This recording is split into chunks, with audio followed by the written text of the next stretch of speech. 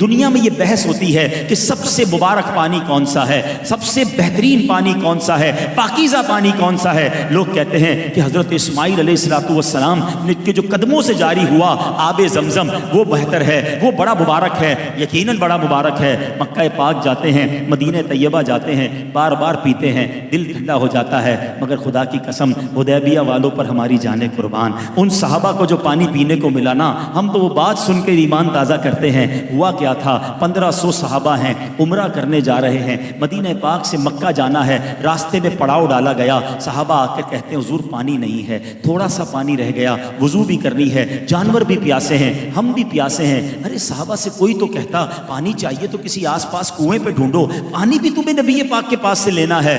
سب کا عقیدہ تھا نہیں سنتا ہی نہیں، مانگنے والا تیرا۔ نبی پاک نے فرمایا ایسا کرو جتنا پانی ہے سب جمع کرو۔ سارے صحابہ نے مل کر جمع کیا۔ روایت کے الفاظ ہیں ایک برتن بھی پورا نہیں بھرا، یعنی سب نے اپنی چھاگل اپنے تھرموس کہہ لیں سب ڈالے۔ اتنے سارے صحابہ سے ملا کر بھی اتنا پانی نہیں تھا کہ ایک پورا برتن بھرتا۔ اللہ کے حبیب علیہ السلام نے کیا کیا، ہم نے بڑے واقعات سنے ہیں کہ حضرت موسیٰ نے اپنا عصا مارا تھا، 12 چشمے زمین سے جاری ہوئے۔ جناب زمین سے پانی نکلنا عقل میں آتا ہے، آج بھی بورنگ کرو تو پانی نکل آتا ہے، پہاڑوں سے چشمے جاری ہوتے ہم نے بھی دیکھے، پتھروں سے آبشار ہم نے بھی دیکھے ہیں، مگر میرے آقا کی شان نرالی ہے۔ آقا نے کوئی عصا اٹھا کر زمین پر نہیں مارا، ٹھوکر کسی پہاڑ پر نہیں ماری، اللہ کے حبیب نے اپنا مبارک ہاتھ جو ہے اس پیالے میں رکھ دیا۔ صحابہ کہتے ہیں اپنی آنکھوں سے دیکھا، 5 انگلیوں سے فوارے جاری ہو گئے، ایسا پانی جاری ہوا۔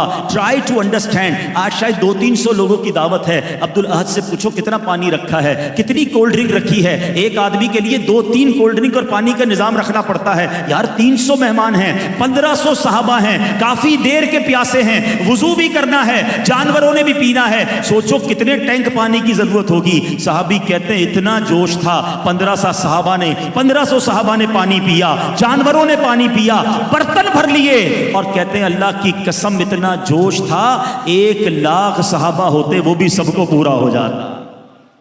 اب میرے آقا ایسا معجزہ دکھائیں تو بریلی کے تاجدار کا قلم کیسے خاموش رہے۔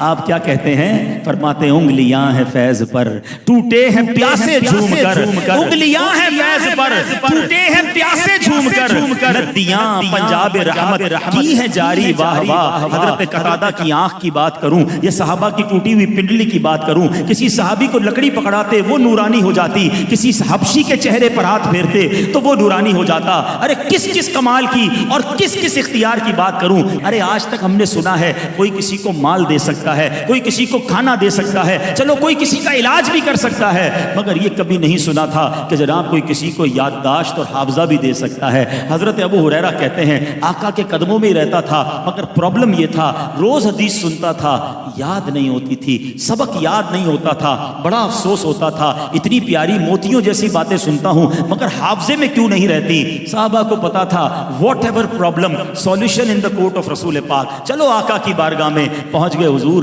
مجھے کچھ یاد نہیں رہتا، حضور مجھے میرا حافظہ بڑا کمزور ہے۔ اب ذرا حدیث کے الفاظ سنیے گا، آقا نے کہا ابو ہریرہ اپنا دامن پھیلاؤ، اپنی چادر پھیلاؤ۔ کہتے میں نے آقا کی بارگاہ میں چادر پھیلائی، نبی پاک نے ان سین، ہاتھ میں کچھ نظر نہیں آ رہا تھا مگر آقا علیہ السلام نے اپنی مٹھی میری چادر میں کھول دی، فرمایا ابو ہریرہ اس چادر کو سینے پہ لگا لو۔ ہم جیسا کوئی مطلبی آدمی دنیاوی آدمی ہوتا تو کہتا حضرت کچھ ڈالے تو صحیح، نظر تو کچھ نہیں آ رہا، کہہ رہے لے جاؤ، میں نے تو اتنی محبت سے آپ کے پاس دور سے آیا تھا۔ صحابی کا عقیدہ دیکھو، کہتے میں نے چادر سینے سے لگا لی، وہ دن تھا اور آج کا دن ہے، آقا جو فرماتے مجھے یاد ہو جاتا ہے۔